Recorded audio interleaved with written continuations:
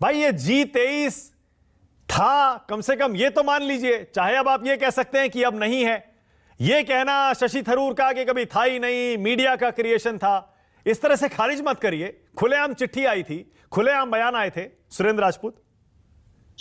मानक भाई, पहले तो मैं आपको और आपके चैनल को धन्यवाद ज्ञापित करूं कि इस प्रेशर के दौर में जिस तरीके से जहां पर लोगों की वाहवाही कराने का एक फैशन सा हो गया है कि कौन गाड़ी से चल रहा है, कौन हाथ हिला रहा है, कौन पैर हिला रहा है, ऐसे माहौल में आप हमारे ऊपर, हमारे G23 के ऊपर, कांग्रेस के प्रेसिडेंशियल इलेक्शन के ऊपर आप ये महत्वपूर्ण डिबेट करा रहे हैं। आपका चैनल बधाई का पात्र है, हमारी शुभकामनाएं स्वीकार करें। एक बात। दूसरी बात मैं आपको बताता हूं कि इस तनाव भरे माहौल में भी जब आप इस तरीके की बहस कराते हैं, सुखद आश्चर्य होता है और आपकी मीमांसाएं भी हमें धनात्मक ऊर्जा देती हैं, चाहे वो निर्मम भले ही क्यों ना हो। एक लेटर लिखा गया था, कांग्रेस को अच्छा बनाने के लिए लेटर लिखा गया था, सोनिया जी को लेटर लिखा गया था, सोनिया जी के विरोध में नहीं लेटर लिखा गया था, जैसा आपने अपने आरंभिक वाच में कहा।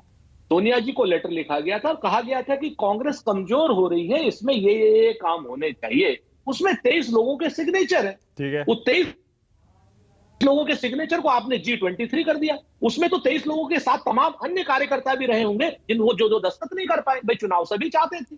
आज जब चुनाव होने की बात हो गई, सारी बात मान ली गई है, तो उस लेटर की अब रिलेवेंसी खत्म हो गई है। वो लेटर की मांगे पूर्ण हो गई है। तो अब उस ग्रुप को ले लीजिए, आप उन 23 लोगों को ले लीजिए या 300 लोगों को ले लीजिए, उसका अब कोई अस्तित्व नहीं रह गया है। बात मात्र शशि थरूर साहब ने इतनी कही है और इसके अलावा कुछ नहीं कहा शशि थरूर साहब ने।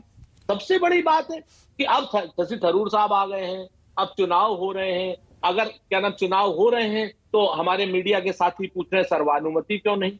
अरे भाई क्यों हो सर्वानुमति? एक चीज मैं बताऊं, गुटबाजी होना स्वस्थ लोकतंत्र के लिए एक बहुत अच्छी प्रक्रिया होती है। मैं गुटबाजी का समर्थक, क्योंकि आंतरिक लोकतंत्र जिंदा रहता है गुटबाजी से।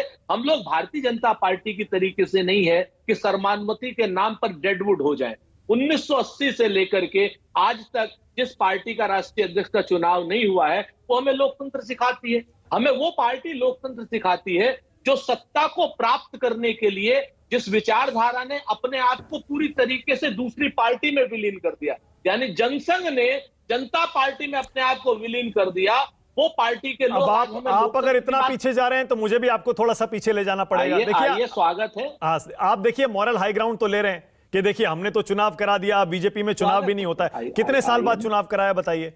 2000 में हुआ था ना, 22 साल बाद चुनाव हो रहा है। उससे पहले कब चुनाव हुआ था बताइए? 2000 से पहले नहीं। पॉइंट वो नहीं है, पॉइंट दूसरा है मेरा। मेरा सवाल ये था सुरेंद्र राजपूत, आप कह रहे हैं गुटबाजी अच्छी है, लोकतंत्र के लिए अच्छा होता है, लोग खुलकर अपनी बात भी कहते हैं, पर क्या आपने राहत की सांस ली है क्या कि अब कम से कम पब्लिक प्लेटफॉर्म पर आपकी पार्टी आलाकमान को G23 के नेता सार्वजनिक तौर पर यह बयान देकर शर्मिंदा नहीं करेंगे? क्योंकि उन्होंने तो ऐसी ऐसी बातें कही थी, आप तो खुद याद है कितनी, तो हम उसमें डिबेट कर चुके हैं। मैं आपको एक लाइन बताता हूं मानक भाई, आप तो बड़े सुधी पत्रकार हैं। कहते हैं ना कि फैसला कुछ भी हो मंजूर होना चाहिए, जंग हो या इश्क हो भरपूर होना चाहिए। हम सब लोग इस तरीके के करने वाले लोग हैं कि जो काम करते हैं भरपूर करते हैं, ट्रांसपेरेंसी से करते हैं, लेकिन एक बार करने के बाद सब कांग्रेसी रहते हैं। जिन लोगों को राजनीतिक अन्य क्या नाम मकान, दुकान, सुरक्षा या राज्यसभा या मंत्री पद जिनको नहीं चाहिए, जो आइडियोलॉजी के साथ चलते। मैं आपको शशि थरूर साहब खड़गे साथ चुनाव लड़ रहे हैं आपस में, इसका स्वागत किया जाना चाहिए।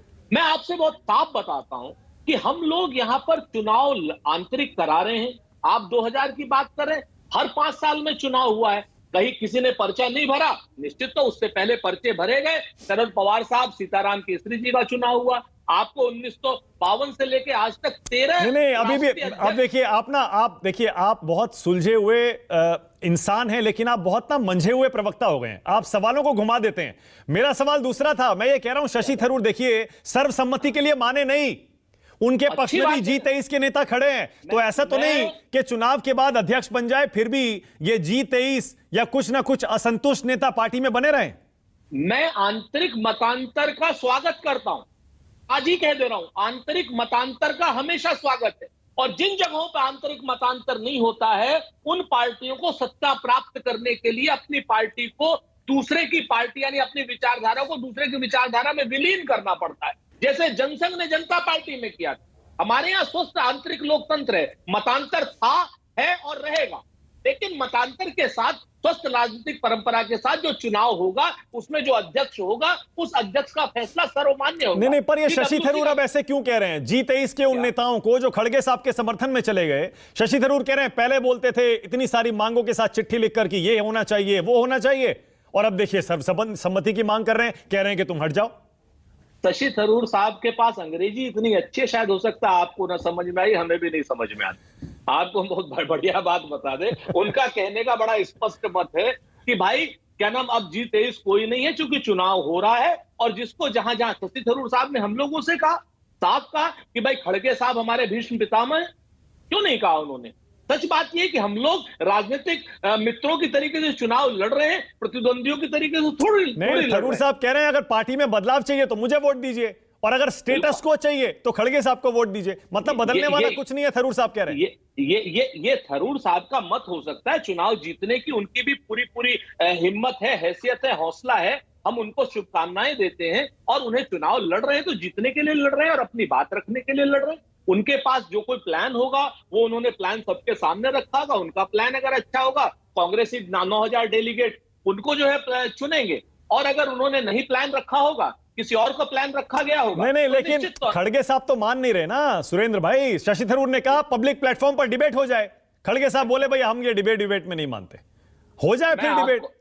मैं आपको बहुत जिम्मेवारी से एक बात कहता हूं, मैं आपको जिम्मेवारी से एक बात कहता हूं कि हमारे यहाँ डिबेट की दो राजनीतिक, उसमें हमारे यहाँ अमेरिकन सिस्टम नहीं है, हमारे यहाँ प्रेसिडेंशियल फॉर्म ऑफ सिस्टम नहीं है, हमारे यहाँ संसदीय प्रणाली है, और कांग्रेस का चुनाव कांग्रेस के नियम के अनुसार होता है। और शशि थरूर साहब को अगर नियम जानेंगे तो हमारे यहाँ प्रेसिडेंट्स में आपस में बहस करने का कोई वो नहीं। आगे अगर कहीं कोई विचार आएगा तो निश्चित तौर पर इस पर भी विचार किया जा सकता है, लेकिन अभी हमारे कानून जो है, जिस भाव पे हमारा चुनाव होता है, जिस कानून पे चुनाव होता है, उसमें आपस में डिबेट करने का कोई स्थान नहीं है। 9,000 डेलीगेट्स के पास हम जाते हैं और उन डेलीगेट्स को अपनी बात बताते हैं, वो डेलीगेट जिसको चुनना चाहे चुनते हैं। हमारे यहाँ इकलौते एक बार ऐसा हुआ है, कभी ऐसा नहीं हुआ कि जब महात्मा गांधी जी के प्रत्याशी को सुभाष चंद्र बोस हराते हैं, जब नेहरू जी के प्रत्याशी को दूसरे नेता हराते हैं।